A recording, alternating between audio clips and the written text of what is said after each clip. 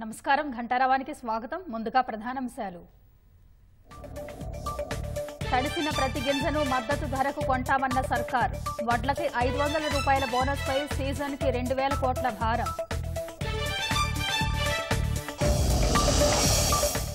దొడ్డు వడ్లకి బోనస్ ఇవ్వకుండా కాంగ్రెస్ నయ వంచన. మరో హామీని తుంగలో తొక్కారంటూ భారాస విమర్శలు.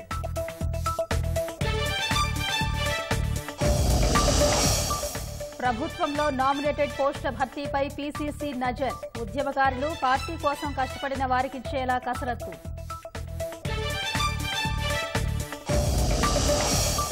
దశాబ్దాల తర్వాత పసుపు పంటకు రికార్డు ధర. నిజామాబాద్లో క్వింటాకు 18,000కు పైగా గరిష్ట వేలం.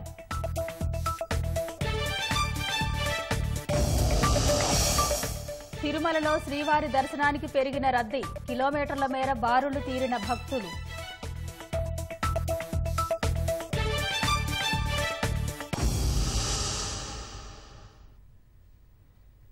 అకాల వర్షాలకు తడిసిన ధాన్యాన్ని కనీస మద్దతు ధరకే కొనాలని రాష్ట్ర మంత్రివర్గం నిర్ణయించింది. ఈసీ అనుమతితో సమావేశమైన కేబినెట్ 3 గంటల పాటు వివిధ అంశాలపై చర్చించి పలు నిర్ణయాలు తీసుకుంది. వచ్చే సీజన్ నుంచి సన్నవడ్లకు క్వింటాలకు 500 రూపాయల బోనస్ ఇవ్వాలని నిర్ణయించింది. బోనస్ ఇవ్వడంతో ఖజానాపై ఒక్కో సీజన్ కి 2000 కోట్ల భారం పడుతుందని మంత్రిమండలి అంచనా వేసింది. సేకరించిన ధాన్యానికి 3 రోజుల్లోనే రైతుల ఖాతాల్లో డబ్బులు జమ చేసినట్టు మంత్రులు తెలిపారు. ఎన్నికల కమిషన్ అనుమతి మేరకు ముఖ్యమంత్రి రేవంత్ రెడ్డి అధ్యక్షతన సచివాలయంలో జరిగిన రాష్ట్ర మంత్రిమండలి సమావేశంలో పలు నిర్ణయాలు తీసుకున్నారు. తడిసిన ధాన్యాన్ని కనీస మద్దతు ధరకే కొనుగోలు చేయాలని మంత్రిమండలి నిర్ణయించింది. ధాన్యం కొనుగోళ్ల పర్యవేక్షణ బాధ్యత కలెక్టర్లదేనని సీఎం రేవంత్ రెడ్డి స్పష్టం చేసినట్లు మంత్రులు వెల్లడించారు. కలెక్టర్లు క్షేత్రస్థాయిలో పర్యటించి రైతులకు ఇబ్బంది తలెత్తకుండా చర్యలు తీసుకోవాలని సూచించింది. ఇప్పటి వరకు 36 లక్షల మెట్రిక్ టన్నుల ధాన్యం సేకరించినట్లు తెలిపిన మంత్రి పొంగులేటి శ్రీనివాసరెడ్డి కొనుగోలు చేసిన 3 రోజుల్లోనే రైతుల ఖాతాల్లో డబ్బులు జమ చేసినట్లు వివరించారు. ఈ అకాల వర్షాల వల్ల రాష్ట్ర ప్రభుత్వం ఎన్ని ప్రత్యేకమైన జాగ్రత్తలు తీసుకున్నప్పటికీ కొంత ధాన్యం తడిచిన మాట వాస్తవం. రాష్ట్ర ప్రభుత్వం తడిచిన ధాన్యాన్ని కేబినెట్ డెసిషన్ ప్రకారం ఆ ధాన్యాన్ని కూడా సేకరించడానికి మద్దతు ధరకే కొనటానికి రాష్ట్ర ప్రభుత్వం నిర్ణయం తీసుకుంది. సుమారు ఇప్పటి వరకు 36 లక్షల మెట్రిక్ టన్నులు సివిల్ సప్లై డిపార్ట్మెంట్ సేకరించడం జరిగింది. ఈ సేకరించిన ధాన్యానికి 3 రోజుల లోపే ప్రతి రైతన్నకు గతంలో ఎన్నడూ లేని విధంగా వారి డబ్బులు వారి అకౌంట్ లో వేయటం జరిగింది. గడిచిన 10 సంవత్సరాల్లో కూడా గత ప్రభుత్వంలో ఇంత అడ్వాన్స్ గా పండిన పంటని ప్రభుత్వం సేకరించిన సందర్భాలు లేదు. ధాన్యం కొనుగోళ్లు, పాఠశాలల్లో మౌలిక సదుపాయాలు సహా తదితర అంశాలపై కేబినెట్లో సుమారు 3 గంటలకు పైగా చర్చ జరిగింది. వచ్చే సీజన్ నుంచి సన్నవడ్లకు క్వింటాల్కు 500 రూపాయల బోనస్ ఇవ్వాలని రాష్ట్ర మంత్రివర్గం నిర్ణయించింది. ఆ నిర్ణయం వల్ల ఒక్కో సీజన్ కు ప్రభుత్వంపై 2000 కోట్ల రూపాయల భారం పడుతుందని మంత్రిమండలి అంచనా వేసింది. ప్రభుత్వ పాఠశాలలు, హాస్టళ్లలో విద్యార్థులకు భోజనం కోసం ఏటా సుమారు 36 లక్షల మెట్రిక్ టన్నుల సన్నబియ్యం అవసరమని మంత్రి పొంగులేటి శ్రీనివాసరెడ్డి తెలిపారు. రాబోయే సీజన్ లో ఈ రాష్ట్ర ప్రభుత్వానికి ప్రతి సంవత్సరం స్కూల్లో మిడ్ డే మీల్ కోసం కానివ్వండి, హాస్టల్స్ రన్ చేయడం కోసం కానివ్వండి, 2 రూపాయలకి కిలో బియ్యం ఇచ్చే స్కీమ్ కానివ్వండి, ఇవి నడపాలంటే సుమారుగా 36 లక్షల మెట్రిక్ టన్నుల బియ్యం అవసరం ఉంది. ఈ బియ్యం ఎన్నికల టైంలో సన్న బియ్యం ఇస్తామని మేము వాగ్దానం చేశాం. ఈ రాష్ట్ర అవసరాల కోసం బయట ప్రాంతాల నుంచి సన్న బియ్యం కొనొద్దు అని ఒక నిర్ణయంతో సన్న వడ్లు పండించిన రైతన్నకు క్వింటాలకు 500 రూపాయల బోనస్ ని ఈ వచ్చే సీజన్ నుంచి ఇవ్వాలని నిర్ణయించాం. సన్న వడ్లు రకాలు ఏమనేది అగ్రికల్చర్ డిపార్ట్మెంట్ వారు అవన్నీ కూడా ఆ రకాలను ప్రకటించడం జరుగుద్దని కూడా తెలియజేస్తున్నాం. నకిలీ విత్తనాల విక్రయాలపై ఉక్కుపాదం మోపారని అధికారుల్ని సీఎం రేవంత్ రెడ్డి ఆదేశించారు. రైతులు నకిలీ విత్తనాలపై మోసపోవద్దని, కొనుగోలు చేసిన రసీదు దగ్గర పెట్టుకోవాలని మంత్రి పొంగులేటి సూచించారు. ఎవరైతే నకిలీ విత్తనాలు సృష్టిస్తారో, నకిలీ విత్తనాలు అమ్ముతారో, నకిలీ విత్తనాలు అమ్మి నకిలీ రెసిప్ట్లు ఇస్తారో వారందరి మీద కఠినమైన చర్యలు తీసుకునే విధంగా ఆదేశాలు ఇచ్చారు. అదే రకంగా ఎవరైతే రైతన్నలు లూజు విత్తనాలు కొనొద్దని, ఎవరైతే అఫీషియల్ గా కంపెనీల దగ్గరే కొనాలని కొన్న రైతన్నలు ఆ రిసీట్లు పంట అయిపోయేంత వరకు భద్రంగా ఉంచుకోవాలని గౌరవ ముఖ్యమంత్రి గారు గాని కేబినెట్ గాని నిర్ణయించి అధికారులకి ఆ రకమైన సందేశాలు చేరవేసే విధానాన్ని తీసుకెళ్లాలని కూడా కేబినెట్ నిర్ణయించింది. రైతు రుణమాఫీపై ప్రతిపక్ష నేతలవి అర్థం లేని రాద్ధాంతాలని రోడ్లు భవనాల శాఖ మంత్రి కోమటిరెడ్డి వెంకటరెడ్డి అన్నారు. ఎవరెన్ని కుట్రలు చేసినా ఆగస్టు 15 నాటికే రైతు రుణమాఫీ అమలు చేసి తీరుతామని తెలిపారు. రైతుల గురించి ఎవరైనా నాటకాలు ఇచ్చినా మా జిల్లాలో చూసుకున్నాం, నల్గొండలో 99.9% అయిపోయింది ధాన్యం. 3వ రోజే అకౌంట్ లో డబ్బులు వేసాం. కాకపోతే తెలంగాణకు అలాంటి కొన్ని ప్రాంతాల్లో ప్రతిరోజు ఆల్టర్నేట్ వర్షాలు రావడంతో ధాన్యం సేకరణ కొద్దిగా మిగిలిపోయింది. దాన్ని కూడా ఇప్పుడు త్వరగా పూర్తి చేసి వారం 10 రోజులనే పూర్తి చేయాలని చెప్పి కేబినెట్ లో ముఖ్యమంత్రి గారు ఆదేశాలు ఇవ్వడం జరిగింది. అందుకని నిన్న మొన్న ఏదో ధర్నాల పేరు మీద డ్రామాలు చేసిండ్రు. వాళ్ళ రైతుల గురించి ఏం చేసిందో తెలుసు. ఇవాళ మా ముఖ్యమంత్రి మేము ఆగస్టు 15వ తారీఖు లోపు రుణమాఫీ కూడా చేయబోతున్నాం. కాంగ్రెస్ ప్రభుత్వ బోనస్ పెద్ద బోగస్ అని మాజీ మంత్రి హరీష్ రావు అభివర్ణించారు. తెలంగాణలో కాంగ్రెస్ ప్రభుత్వం మరో ఎన్నికల హామీని తుంగలో తొక్కిందని ఆరోపించారు. రైతులు పండించిన వరి పంటకు క్వింటాకు 500 బోనస్ ఇచ్చి కొనుగోలు చేస్తామని 6 గ్యారంటీల్లో భాగంగా హామీ ఇచ్చిన కాంగ్రెస్ అధికారంలోకి వచ్చాక సన్నవడ్లకు మాత్రమే బోనస్ ఇస్తామని ప్రకటించిందన్నారు. అది కూడా వచ్చే సీజన్ నుంచి ఇస్తామని మంత్రులు ప్రకటించడం అత్యంత బాధాకరమని హరీష్ రావు పేర్కొన్నారు. సన్నవడ్లకు మద్దతు ధర కంటే చాలా అధికంగా మార్కెట్లో ధర వస్తుందని, దొడ్డు రకం బియ్యానికే గిట్టుబాటు ధర రాదన్న ఆయన బోనస్ ఇవ్వాల్సింది దొడ్డు రకం వడ్లకేనని తెలిపారు. కేవలం సన్న వడ్లకే బోనస్ ఇస్తామనే నిర్ణయాన్ని వెంటనే ఉపసంహరించుకోవాలని హరీష్ రావు డిమాండ్ చేశారు. ఈ సీజన్ నుంచే అన్ని రకాల వడ్లకు 500 చొప్పున బోనస్ చెల్లించాలని కోరారు. ప్రభుత్వంలో నామినేటెడ్ పదవుల భర్తీపై పీసీసీ కసరత్తు కొనసాగిస్తోంది. ప్రత్యేక రాష్ట్రం కోసం పోరాటం చేసిన వారు, అసెంబ్లీ, పార్లమెంట్ ఎన్నికల్లో పార్టీ కోసం పనిచేసిన నాయకులకి పదవులు కట్టబెట్టే దిశలో రాష్ట్ర నాయకత్వం ముందుకెళుతోంది. నేతల ప్రతిభకి అనుగుణంగా ఆయా రంగాల కార్పొరేషన్లకి చైర్మన్లుగా నియమించేందుకు కావాల్సిన అన్ని అంశాలు పరిగణలోకి తీసుకుంటున్నట్టు పీసీసీ వర్గాలు చెబుతున్నాయి. రాష్ట్రంలో అసెంబ్లీ, పార్లమెంటు ఎన్నికలు ముగియడంతో పార్టీ కోసం కీలకంగా పనిచేసిన నాయకులకు నామినేటెడ్ పోస్టులు ఇవ్వాలని రాష్ట్ర నాయకత్వం నిర్ణయించింది. 10 ఏళ్లుగా అధికారంలో లేకున్నా పార్టీని అంటిపెట్టుకున్న కార్యకర్తలు, నేతలు చైర్మన్ పదవులు ఆశిస్తున్నారు. అసెంబ్లీ ఎన్నికల తరువాత 37 మందికి కార్పొరేషన్ పదవుల్ని హస్తం పార్టీ ప్రకటించింది. వెంటనే పార్లమెంటు ఎన్నికల కోడ్ అమల్లోకి రావడంతో వారు పదవి బాధ్యతలు చేపట్టలేదు. ఆ 37 మందిలో కొందరికి కేటాయించిన నామినేటెడ్ పదవులపై పార్టీ నాయకత్వం సంతృప్తిగా లేనట్లు తెలుస్తోంది. పార్టీకి సేవలు చేసిన దాఖలాలు లేని వారికి పదవులిచ్చారంటూ కొందరు పీసీసీపై తీవ్ర ఒత్తిడి తెచ్చినట్లు తెలుస్తోంది. అయితే పార్లమెంటు ఎన్నికల తర్వాత కేటాయిస్తామని వారికి సర్ది చెప్పారు. ప్రస్తుతం పార్లమెంటు ఎన్నికలు పూర్తి కావడంతో పార్టీ నాయకత్వంపై ఆశావాహులు ఒత్తిడి పెంచే పనిలో పడ్డారు. తొలి జాబితాలోని 37 మందితో పాటు తమకు పోస్టింగులు ఇవ్వాలని డిమాండ్ చేస్తున్నారు. వచ్చే నెల 6 వరకు ఎన్నికల కోడ్ అమల్లో ఉన్న విద్యా, వ్యవసాయ రంగాలకు చెందిన చైర్మన్లు బాధ్యతలు చేపట్టడం ద్వారా విద్యార్థులు, వ్యవసాయ కార్యకలాపాల ప్రయోజనాలు నెరవేరుతాయని రాష్ట్ర నాయకత్వం భావించింది. ఎన్నికల కమిషన్ అనుమతితో ఆయా చైర్మన్లను బాధ్యతలు తీసుకోవాలని రాష్ట్ర ప్రభుత్వం నిర్ణయించింది.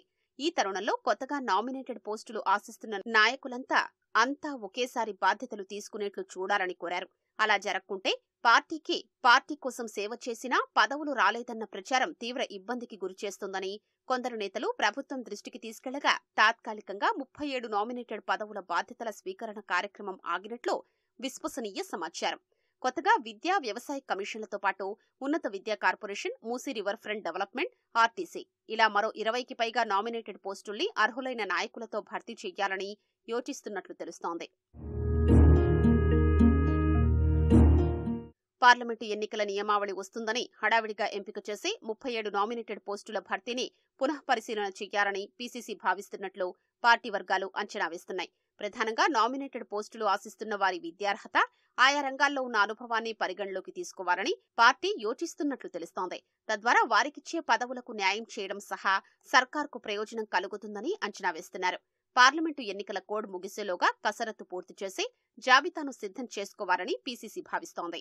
అర్హతలు, అనుభవాల విషయంలో ఇప్పటికే ప్రకటించిన చైర్మన్ల పదవుల్ని పరిగణలోకి తీసుకుంటారా, లేక ఇప్పుడు కొత్తగా ప్రకటించనున్న పదవులకే వర్తింపజేస్తారా అన్న విషయమై స్పష్టత లేదు.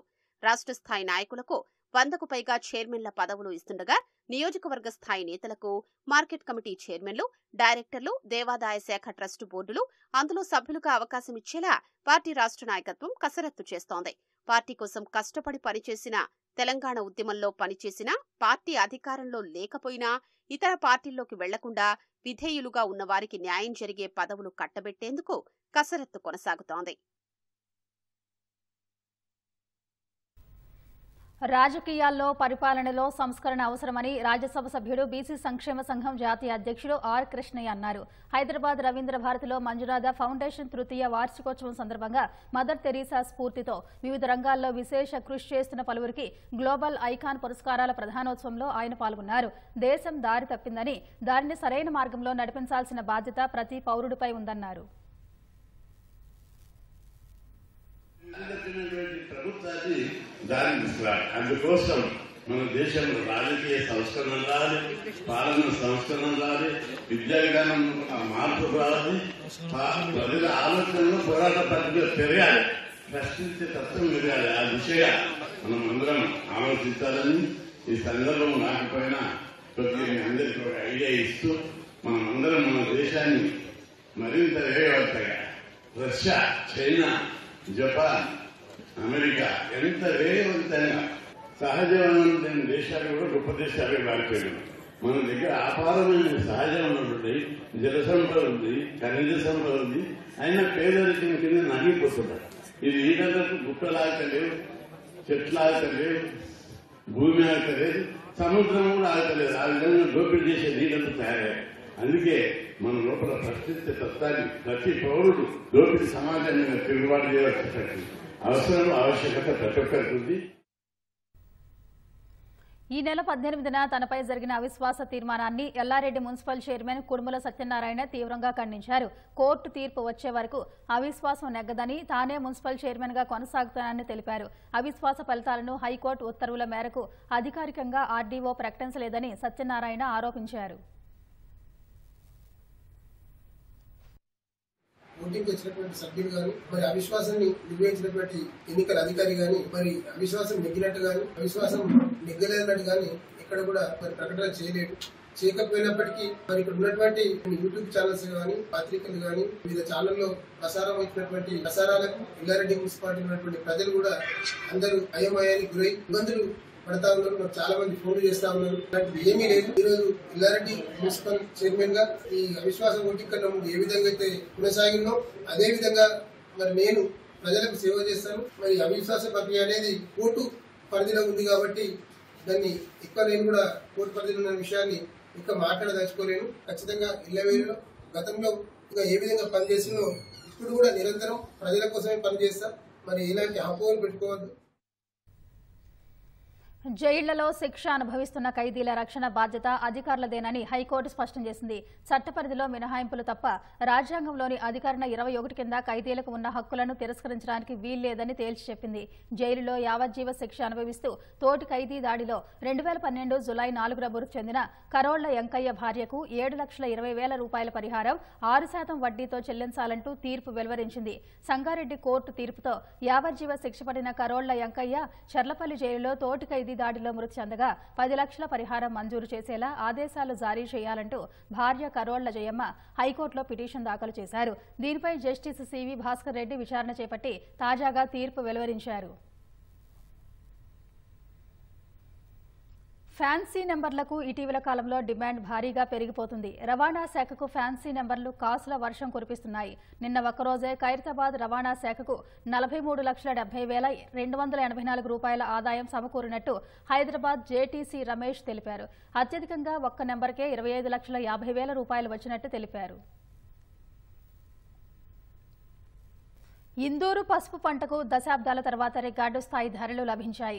నిజామాబాద్ మార్కెట్ యార్డ్లో 18,000 రూపాయలకు పైగా గరిష్ట ధర రాగా, మహారాష్ట్రలోని సాంగ్లీ మార్కెట్లో ఇందూరు రైతుకు 20,000 రూపాయలకు పైగా ధర లభించింది.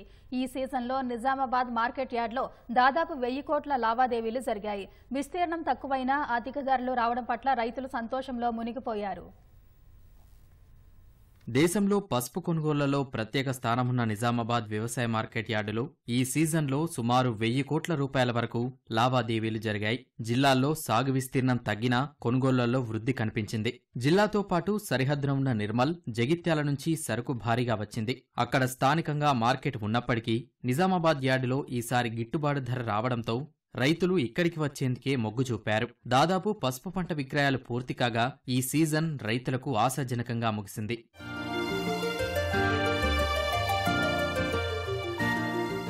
పసుపు క్వింటాకు 10,000 వస్తే గగనమనుకునే స్థాయికి దిగజారడంతో జిల్లాలో 36,000 ఎకరాలు సాగయ్యే విస్తీర్ణం కాస్త 25,000కు తగ్గిపోయింది. గతేడాది వరకు క్వింటా నమూనా ధర 6,500కి మించకపోవడంతో రైతులు సాగుపై ఆశలు వదిలేశారు. అయితే అనూహ్యంగా జూలై నుంచి పసుపు ధర ఎగబాకింది. ఏకంగా గరిష్ట ధర 18,000 దాటింది. చివరి వరకు ఇదే ఊపు కొనసాగింది. సగటున 10,960 దక్కి పసుపు రికార్డు సృష్టించింది. ఈ సీజన్లో 9,59,743 క్వింటాలకు 1,007 కోట్లకు పైగానే లావాదేవీలు జరిగాయి. ఇందులో ఇందూరు జిల్లా రైతుల వాటా 5,50,000 క్వింటాలైతే 577 కోట్ల 50 లక్షల లావాదేవీలు జరిగాయి.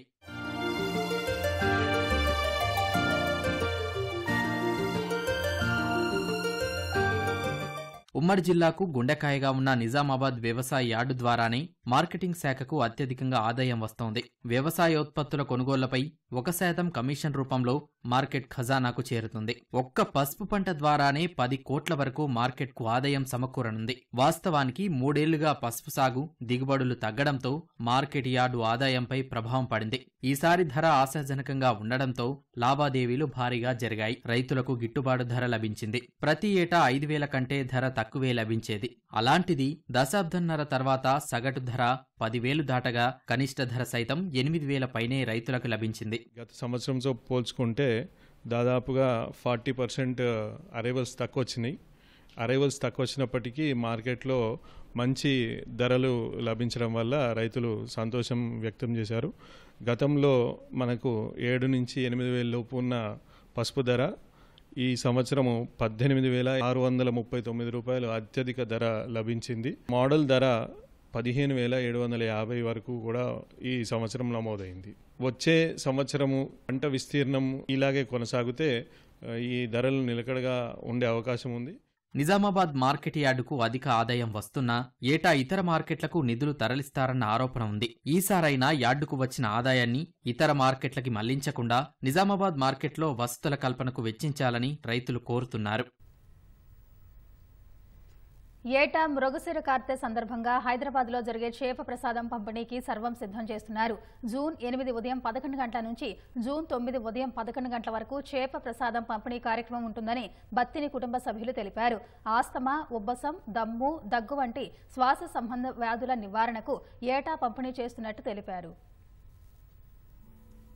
ప్రతి ఏటా చేప ప్రసాదం పంపిణీ చేసినట్లే ఈ ఏడాది చేప మందు పంపిణీకి ఏర్పాట్లు చేస్తున్నట్లు బత్తిని కుటుంబ సభ్యులు పేర్కొన్నారు. హైదరాబాద్ నాంపల్లి ఎగ్జిబిషన్ గ్రౌండ్ లో చేప ప్రసాదం పంపిణీ చేస్తామని తెలిపారు. చేప ప్రసాదాన్ని ఉచితంగా అందిస్తామన్న నిర్వాహకులు భక్తుల సౌకర్యార్థం పలు ఫౌండేషన్ల సహకారంతో 24 గంటల పాటు వైద్య సేవలు, భోజన సౌకర్యం, మంచినీరు సరఫరా చేయనున్నట్లు వివరించారు. చేప మందు కోసం తెలంగాణ సహా ఏపీ, మహారాష్ట్ర, కర్ణాటక, తమిళనాడు రాష్ట్రాల నుంచి ప్రజలు భారీ ఎత్తున తరలివస్తారని, విదేశాల నుంచి ప్రజలు భారీగా రావడంతో జనాలకు ఏ ఇబ్బందులు లేకుండా తగిన ఏర్పాట్లు చేస్తున్నామని వెల్లడించారు. ఈసారి Mrigashira Karthi 8th June morning 11 AM కి స్టార్ట్ అవుతుంది exhibition grounds law. Plus 24 hours 9th June 11 AM వరకే జరుగుతుంది. అన్ని ఏర్పాట్లు బాగానే జరుగుతున్నాయి. మేము అంతా ప్రిపేర్ ఉన్నాము ప్రసాదం చేయడానికి. ముఖ్యంగా ఇప్పుడు మొదటి విడతగా 2 లక్షల మటుకు ఫస్ట్ ప్రిపరేషన్ గ్యాదరింగ్ అనేది సిబ్లింగ్స్ అనేది గ్యాదర్ చేసుకుంటున్నాము. అయితే ప్రసాదం తయారు చేయడం మటుకు దూద్బోలిలో మా ఇంటి దగ్గర చేస్తాము. దాదాపు 2 శతాబ్దాలుగా తమ కుటుంబం అస్తమా, ఉబ్బసం, దమ్ము, దగ్గు వంటి శ్వాస సంబంధ వ్యాధుల నివారణకు మృగశిర కార్తె ప్రవేశించిన ఘడియల్లో ఓ పదార్థాన్ని చేప ద్వారా రోగి నోట్లో వేస్తామని బత్తిని కుటుంబ సభ్యులు తెలిపారు. అది వ్యాధి తీవ్రతను బట్టి రోగి 4 నుంచి 5 ఏళ్లు తీసుకుంటే పూర్తిగా నయమవుతోందని వివరించారు. ఆ సేవ తమ కుటుంబ పెద్దలకు 177 ఏళ్ల క్రితం ఓ మునీశ్వరుడు బోధించారని, అప్పటి నుంచి ఉచితంగా లక్షలాది మంది శ్వాస సంబంధిత రోగులకు తరతరాలుగా అందజేస్తున్నట్లు చెప్పారు. చేప ప్రసాదం పంపిణీకి గతంలో అన్ని ఏర్పాట్లు చేసినట్లుగానే ఈ ప్రభుత్వం ఏ ఇబ్బంది లేకుండా అన్ని ఏర్పాట్లు చేస్తున్నట్టు వెల్లడించారు. Most of the population who take medicine, they are from Delhi. North Indians చాలా మంది వస్తారు because of the weather conditions చూస్తే కానీ సౌత్ ఇండియాకి నార్త్ ఇండియాకి చాలా డిఫరెన్స్ ఉంటుంది. సో అక్కడ వాళ్ళకి ఎక్కువగా ఆస్తమా కానీ కోల్డ్ కానీ కఫ్ కానీ ఎక్కువ ఉంటుంది కాబట్టి అక్కడ నుంచి ఎక్కువ పాపులేషన్ వస్తుంది. అండ్ వాళ్ళు north Indians usually they speak Hindi. వాళ్ళకి హిందీ మాట్లాడే వాళ్ళకి మేము ప్రత్యేక ప్యాంప్లెట్ తెలుగులో హిందీలో అన్ని లాంగ్వేజెస్లో గుజరాత్లో రాజస్థానీలో అన్ని లాంగ్వేజెస్లో ఒక ప్యాంప్లెట్ అనేది పంపిణీ చేస్తాము. అది తప్పకుండా తీసుకోవాలి. అన్ని ఏర్పాట్ల గురించి రిక్వెస్ట్ చేశామండి. 2 months బ్యాక్ నుంచే దీని వెనకాల మేము దిగుతున్నాము. వాళ్ళందరూ సానుకూలంగా స్పందించారు. అన్ని ఏర్పాట్లు కూడా కొనసాగుతున్నాయి బాగానే. అన్ని ఏదో లాస్ట్ ప్రీవియస్ ఇయర్స్లో ఏదో ఉందో ఈ గవర్నమెంట్లో కూడా అన్ని సహకారాలు కొనసాగుతున్నాయండి. అంత బాగానే. ఎంతమంది భక్తులు వచ్చినా చేప ప్రసాదం అందించేలా ఏర్పాట్లు చేస్తున్నట్లు నిర్వాహకులు తెలిపారు. సార్వత్రిక ఎన్నికల 5వ విడత పోలింగ్ కేంద్ర ఎన్నికల సంఘం డేటా ప్రకారం సోమవారం అర్ధరాత్రి వరకు 60.09% నమోదైంది. జమ్మూ కశ్మీర్ బారాముల్లాలో రికార్డు స్థాయిలో 59% ఓటింగ్ జరిగింది. ఉగ్రవాదుల కార్యకలాపాలు అధికంగా ఉండే ఈ నియోజకవర్గంలో 1984లో 58.90% పోలింగ్ నమోదైంది. రాష్ట్రాల పరంగా పశ్చిమ బెంగాల్లో అత్యధికంగా 76.05% ఓటింగ్ జరిగింది. మహారాష్ట్రలో అత్యల్పంగా 54.33% పోలింగ్ నమోదైంది. పశ్చిమ బెంగాల్లో పలుచోట్ల భాజపా తృణమూల్ కార్యకర్తలు దాడులు చేసుకోగా ఈవీఎంల మొరాయింపుల వంటివి కూడా చోటు చేసుకున్నాయి. బీహార్లో 54.85%, జార్ఖండ్లో 63.09%, ఒడిశాలో 69.34%, ఉత్తరప్రదేశ్లో 57.79%, కేంద్రపాలిత ప్రాంతం లద్దాఖ్లో 69.62% పోలింగ్ నమోదైంది. మొత్తం 543 స్థానాలకు ఇప్పటి వరకు 428 సీట్లకు పోలింగ్ పూర్తయింది. మిగతా స్థానాలకు 6-7 విడతల్లో భాగంగా మే 25, జూన్ 1 ఓటింగ్ జరగనుంది. తిరుమలలో ఒక్కసారిగా రద్దీ పెరిగింది. శ్రీవారి దర్శనం కోసం గంటల తరబడి క్యూ లైన్లో వేచి ఉండాల్సిన పరిస్థితి నెలకొంది. కిలోమీటర్ల మేర భక్తులు బారులు తీరుతున్నారు. రద్దీకి అనుగుణంగా వసతులు కల్పించడంలో టీటీడీ అధికారులు విఫలమయ్యారు. తిరుమల శ్రీవారి దర్శనానికి భక్తులు పోటెత్తారు. 3 రోజులుగా భక్తుల రద్దీ విపరీతంగా ఉంది. సర్వదర్శనం టోకెన్లు లేని భక్తులు స్వామివారి దర్శనం కోసం 3 కిలోమీటర్లకు పైగా ఉన్న క్యూ లైన్లను నడుచుకుంటూ వెళ్లి శ్రీవారిని దర్శించుకుంటున్నారు. మహిళలు, వృద్ధులు, వికలాంగులు సుదీర్ఘ సమయం వేచి ఉండక తప్పడం లేదు. శ్రీవారి దర్శనం కోసం దాదాపు 24 గంటలు అంతకుమించి సమయం పడుతోంది. గదుల కోసం అగచాట్లు తప్పడం లేదు. భక్తుల రద్దీ పెరగడంతో టీటీడీ అధికారులు బాహ్య వలయ రహదారిపై ఏర్పాటు చేసిన క్యూ లైన్లలోకి భక్తులను మళ్లిస్తున్నారు. వైకుంఠం క్యూ కాంప్లెక్స్లు, నారాయణగిరి ఉద్యానవనాల షెడ్లు నిండి గోగర్భం జలాశయం వరకు భక్తులు బారులు తీరుతున్నారు. కిలోమీటర్ల మేర నడిచి శ్రీవారి దర్శనానికి వెళ్తున్న భక్తులకు టీటీడీ తగిన స్థాయిలో వసతులు కల్పించడం లేదు. మండుటెండల్లో కనీసం తాగునీటి సౌకర్యం కల్పించలేదని భక్తులు వాపోతున్నారు. వైకుంఠం క్యూ కాంప్లెక్స్ షెడ్లలోకి చేరుకునే వరకు అన్నప్రసాదాలు, మంచినీరు పంపిణీ చేయకపోవడంపై భక్తులు ఆగ్రహం వ్యక్తం చేస్తున్నారు. టికెట్లు లేవు, దర్శనాలు లేవు, మంచినీళ్ళు లేవు. ఇప్పుడు వచ్చి చుట్టుపక్కల చాలా ఇబ్బంది పడుతున్నారు భక్తులు. ఆ లైట్లు, ఆ ఫ్యాన్లు కూడా ఎక్కడ పనిచేయడం లేదు. మనుషులు గాలి కూడా ఆడట్లేదు. అక్కడ పట్టించుకునే వాళ్ళు లేడు. టికెట్ల గురించి అడిగినా లేదా దర్శనం గురించి అడిగినా తిరిగి వాళ్ళు గసురుతున్నారు. చెప్పాల్సింది పోయి దేవస్థానం వాళ్ళు. ఓ ఫుడ్ లేదు, చిన్నపిల్లలు ఉన్నారని కూడా లేదు. జనానికి చాలా ఇబ్బంది అయిపోయింది. భోజనాలు లేవు, కనీసం నీళ్లు కూడా ఇస్తాంలే, గాలి ఆడట్లే, ఊపిరి ఆడతాంలే. ఇక ఇదంతా కావాలని చేస్తాం. జనాలకి దేవుని మీద విరక్తి పుట్టి ఇంకొకసారి రాకూడదని చేస్తా ఉంటది. ఇది ఇక్కడ చిన్నపిల్లలు అంతా చాలా ఇబ్బంది పడుతున్నారు. ఇక్కడ లైన్ లో గవర్నమెంట్ ఏం చేస్తుంది? ఇక్కడ వాటర్ కూడా లేవు ఇక్కడ తాగడానికి. చిన్నపిల్లలు ఎంత ఇబ్బంది పడుతున్నారు. ఇక్కడ బాగా లాంగ్ అయింది. చాలా దూరం నుండి తిరిగి అలసిపోయినాం. మాకు మధ్యలో కూడా ఏం సౌకర్యం ఇవాళ అందలేదు. భోజనాలు ఇట్లా ఏం లేవండి. ఏ సౌకర్యం లేదు ఇంతవరకు. టీటీడీ అధికారులు స్పందించి సౌకర్యాలు కల్పించాలని భక్తులు వేడుకుంటున్నారు.